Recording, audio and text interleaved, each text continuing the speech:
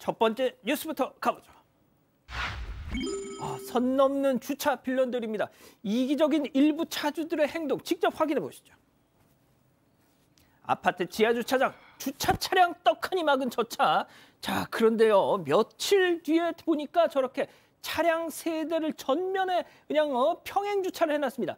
이에 주민들과 관리실에서 아유 제발 좀 하면서 저렇게 쪽지에 주차 경고장까지 부착했는데, 그런데 공동 현관문에 보란 듯이 그걸 갖다 갈기갈기 저렇게 푹푹 찢어놓고 스티커는 또 현관 키패드에 저렇게 떡하니 붙여놨어요. 자, 그런데 저 차 자리가 없어서 저랬던 게 아니었다면서요? 네, 주차 자리가 있는데도 저런 곳에만 주차를 했다고 합니다. 온라인 커뮤니티에 주차 자리가 있어도 멋대로 주차하는 입주민 때문에 골머리 앓는다, 이런 사연이 올라왔는데요. 이 피해 입고 있는 글쓴이에 따르면 아파트에 새로운 사람이 이사를 온 것 같은데 언젠가부터 주차 자리가 있어도 저렇게 공동현관 입구 바로 앞에만 주차를 하거나요. 다른 차를 막고 평행 주차를 한다는 겁니다. 그래서 공분에서 이제 입주민들과 그 관리사무소 측에서 개선 요청에 나섰습니다. 문제의 입주민 차량에게 경고장과 안내문을 부착하게 됩니다. 하지만 이 문제의 차주, 안내문을 갈기갈기 찢어서 보란 듯이 저렇게 공동현관 앞에 버렸고요. 주차 위반 경고 스티커는 현관 비밀번호 패드에 붙여놨다고 합니다.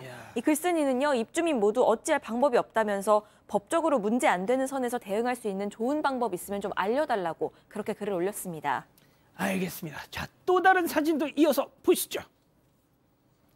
지하주차장 진입로를 딱 길막. 자, 그런데 이미 붙어있는 저 주차 위반 스티커. 이후 주민이 경찰에 신고해서 차를 뺐는데 잠시 후에 세컨드 차로 똑같은 자리에 저렇게 떡.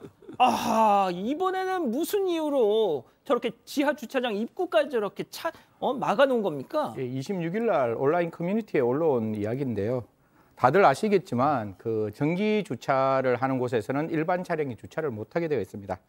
얼마 전에 이사 온 입주민, 이러한 전기차 주차 시설에 주차를 했다가 벌금을 받았다고 합니다. 거기에 화가 나서 저런지는 몰라도 차를 지금 올라가는 저렇게 주차 장소에 이렇게 막아 놓고 있었습니다. 입주민 전화를 해도 오지 않자 경찰에 신고를 했답니다. 경찰에 신고하니까 경찰에서는 이런 이야기를 했다고 합니다. 출입구를 완전히 막지 않는 이상 벌금을 부과할 수 없다. 그럼에도 불구하고 경찰이 전화를 하니까 저 차주 차를 뺐습니다. 그런데 보시다시피 저 차가 아닌 다른 차, 저 차보다 조금 작은 차가 똑같이 서가 있었는데 알고 보니 같은 그 입주민의 차량이라고 밝혀졌습니다.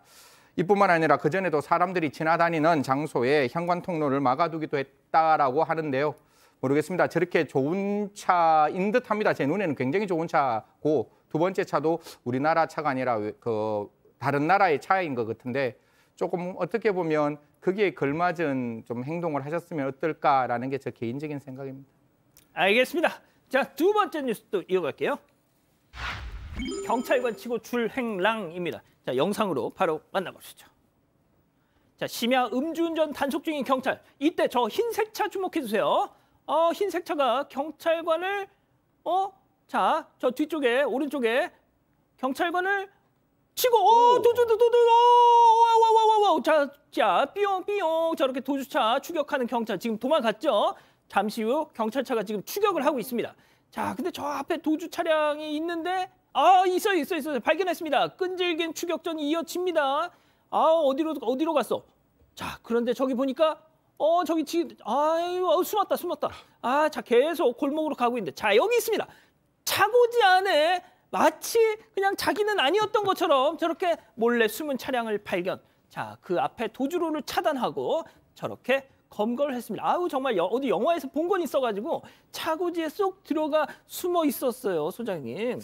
그러게요. 저런 차고지에 쏙 숨을 수 있는 판단력을 가지고 있었던 사람이 어떻게 경찰을 칠 생각을 했는지 도저히 알 수가 없는데요. 지난달 강북구에서 있었던 일입니다. 이제 10시간 집중 음주운전 단속을 진행하고 있었는데 시민들이 아주 잘 협조해 주었다고 합니다. 그런데 갑자기 이제 저 흰색 차가 저렇게 불응하면서 도망갔고요. 영상 보시다시피 결국에는 이제 골목 끝에서 검거를 했습니다. 물론 예상하셨던 대로 음주 측정 결과 면허 취소 수준이었다고 합니다. 이런. 자, 도망가려고 단속 경찰관도 치고요. 또 음주 상태에서 도주. 어떻게 이게 진짜 어떻게 공사가 더 커진 것 같아요. 그냥 저기서 음주 측정 응해서 그냥 면허 취소되고 음주운전료 벌금이나 뭐 이런 정도 내고 끝낼 수 있었던 상황인데, 물론 본인은 그 걸리는 게 도저히 참을 수 없었나 봅니다. 경찰을 아까 막아서는데 치고 도망갔죠. 예. 근데 경찰이 다쳤으면 그냥 우리가 알고 있는 저게 법적으로 뺑소니입니다. 도주 차량 운전죄라고 하는 뺑소니에다가 음주 상태에서 운전했으면 위험운전 또 치상죄도 되겠네요. 아이고야. 음주운전죄는 뭐 당연한 거고요. 음주 사고를 내서 뭐 인적 사고를 내고 도주한 경우에는 면허를 재발급받으려면 5년 동안 결격 시간까지 있습니다. 그러니까 물론 음주운전하면 절대 안 되겠습니다만 이제 저렇게 단속되는 과정에서 걸리면 안 되라고 해서 도주를 하다가 이번 경우에는 그나마 다행인 건 후속 사고가 없었던 게 다행이에요. 거기서 나중에 후속으로 어떤 사고라도 났다고 한번 생각을 해보시죠. 아유. 이건 뭐 저희가 생각하기도 싫은 상황이니까요. 음주운전 절대 하지 마십시오. 알겠습니다. 자, 세 번째 뉴스도 이어갈게요. 화분 박살내고 뿌입니다. 자, 사반 가족께서 정말 황당한 일을 겪으셨다면서 직접 제보해 주셨는데요. 함께 보시죠. 자, 오른쪽 주목해 주세요. 와, 저 남자. 자, 화분 가지를 잡아당기고는 비틀비틀 걷는 남성. 자, 그런데 다시 와서 보란 듯이 자랑하듯이 뿌이질을 합니다. 자, 정말 블러를 걷어내고 싶은 마음입니다. 미안해하지도 않고요. 얼굴을 가리지도 않아요. 네, 맞습니다. 어제 사반 가족이자 이 한 가게 사장님이 가게 오픈 준비를 하면서 앞뒷문을 점검을 하고 있었던 겁니다. 그런데 이 가게 정문 앞에 있는 화분이 저렇게 박살나 있는 것을 발견했습니다. 이 주변에 술집이 많기 때문에 평소에도 비슷한 일이 많았다고 합니다. 그래서 바로 CCTV를 확인을 했는데요. 이 당일 아침 8시 가까운 시간에 술 취한 듯한 남성이 비틀거리면서 가게 앞을 지나가다가 화분 가지를 잡아당기면서 화분이 박살이 났던 겁니다. 그런데 그 남성이 3분 뒤에 다시 옵니다. 다시 와서요, CCTV 앞에서 저렇게 양손으로 V자를 그려보는 모습까지 잡혔습니다. 반성의 기미도 없이 오히려 보란 듯이 V를 하고 이런 남성의 태도를 보고 너무 화가 나서 제보하게 됐다고 합니다. 아유, 알겠습니다. 자, 네 번째 뉴스도 이어갈게요. 배달 거지한테 당했다입니다. 이른바 배달 거지. 자, 우리 자영업 사장님들의 속 터지는 사진으로 만나보시죠. 자, 가게 마감 직전 띵동 배달 주문 왔어요. 바로 음식 준비에 돌입한 사장님. 자, 이후 배달 기사의 의미심장한 말을 듣고 혹시나 하는 마음에 조리한 저렇게 족발 사진을 찰칵 찍어 놓습니다. 자, 그런데 다음 날 저 족발 환불 요청이 들어왔다고요. 자, 승희 의원님, 이 배달 기사분이 어떤 말을 했길래 사장님이 저렇게 사진까지 찍어둔 겁니까? 사실 뭐 앞에 워딩이 뭐 배달하고 난 다음에 손님이 이제 저걸 환불하는 건데 기사가 이렇게 얘기하는 거예요. 이 사람이 자주 이렇게 환불을 요청한다. 상습적으로 환불을 요청하는 사람이다. 어저께도 며칠 전에도 커피집에 들려서 이런 일들이 있었다. 만약에 환불을 거부하면 아시죠? 리뷰에 테러를 하는 사람이다. 이렇게 이야기를 들으니까 덜큰 겁이 나는 거잖아요. 하나로 더 팔고 싶었는데 그래서 사진을 착각 이렇게 찍었는 거죠. 찍고 돌아갔는데 아니나 다를까 다음 날 음식에서 이물질이 나왔다라고 하면서 환불을 요청하는 거예요. 아하. 그러니까 그 사장님, 자 다시 물어봅니다. 제가 음식 수거해서 확인해 볼 테니까 음식 좀 보내주시겠어요? 이렇게 얘기하니까 이 손님 하는 말, 폐기 처분할 수 없다라고 이야기를 했다라고 합니다. 진짜 아프니까 자영업자다라는 이야기가 나오듯이 이 자영업자를 하시는 사장님은 이 손님에게 돈을 환불해 줄 수밖에 없었다. 사실 사진에는 이물질이 전혀 안 보이잖아요. 그런데 손님이 이물질이 있었다라고 이야기하는 바람에 결국 환불, 가격은 45,500원 환불해 주었다고 합니다. 아이고, 알겠습니다. 자, 또 다른 사진도 만나보시죠. 자, 연어회와 육회 비빔밥 배달지에 달린 비공개 리뷰 댓글. 사장님, 육회 비빔밥에서 비닐 조각 나왔어요. 아유, 내가 진짜 이거 삼키지는 않았지만 이거 어쩔 거임. 자, 그런데 촉이 좋았던 사장님 뭔가 이상해. 인터넷에 검색해봤더니 아까 본 비닐 사진과 똑같은 사진이 두둥. 자, 백 변호사님. 네. 사장님이 당시엔 경황이 없어서 바로 사과 전화를 한 뒤 환불 조치를 해주셨다고요, 이미. 사실 그러니까 막 영업 중에 정신없이 뭐 요리하고 뭐 배달 요리까지 만들고 이런 상황이 되면 저런 상황에서 전화를 급히 받고 이 사진만 보면 일단은 환불을 해주는 경우가 많겠죠. 그렇죠. 근데 이제 사장님 입장에서 좀 이상했던 거예요. 일단 그 당시에는 제가 정말 죄송합니다 하고 여러 차례 사과하고 환불까지 해줬는데 가만 보니까 사장이 사진을 사실 자세히 보니 해당 가게에서는 흑미밥을 사용하는데 본인 저 사진에는 백미밥이었던 겁니다. 아하. 그러니까 일단 우리 집 게 아닌 거예요, 일단. 그러니까 이게 이거 좀 이상하다. 이상하다. 이 사람 뭔가 또 다른 데서 이런 거 하는 거 아닌가라는 생각이 들어서 아하. 이제 비슷한 사례가 있는데 검색을 했더니 어떤 사람이 모듬나무를 먹다가 플라스틱 비닐이 나왔다. 이런 사진을 올렸는데 같은 사진이었던 겁니다.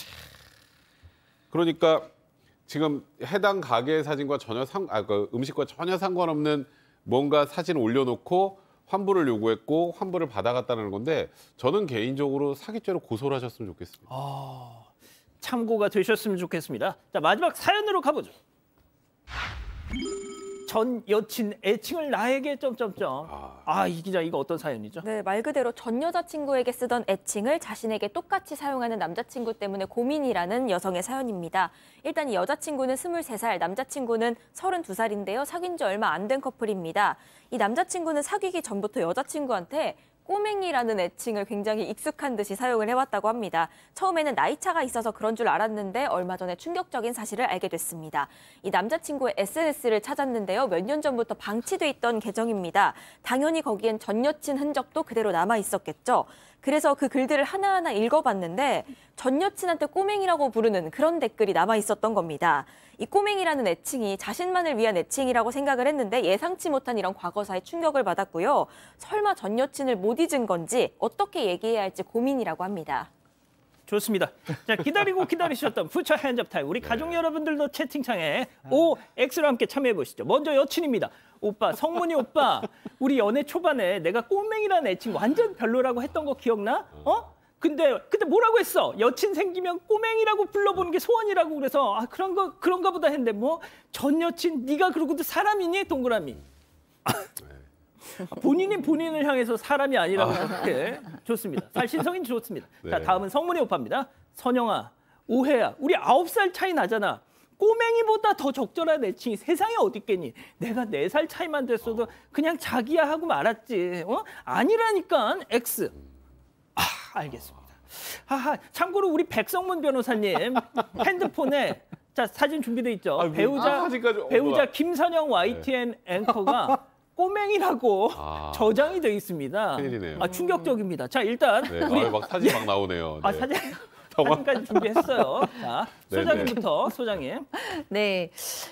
저번에 저희가 지금 남자친구가 옛날 여친의 이름을 자꾸만 나한테 불러요라고 얘기를 했을 때 저는 그때 이렇게 후하게 그럴 수 있다. 실수할 수 있다, 무의식적으로 이렇게 말씀을 드렸어요. 근데 요거는 전 다르다고 생각해요. 이거는 실수로 무의식적으로 나오는 것이 아니라 의도적으로 어떤 여자하고 사귀거나 약간 이렇게 그 여자가 좋거나 작업을 할 때 다 여자들이 꼬맹이 이렇게 얘기하면 심쿵 한다는 걸 알고 있는 다분히 선수적이고 의도적이고 그런 선수 옆에 계십니다. 예. 에너지가 오른쪽에 선수 들어가긴 계십니다. 하는데. 네.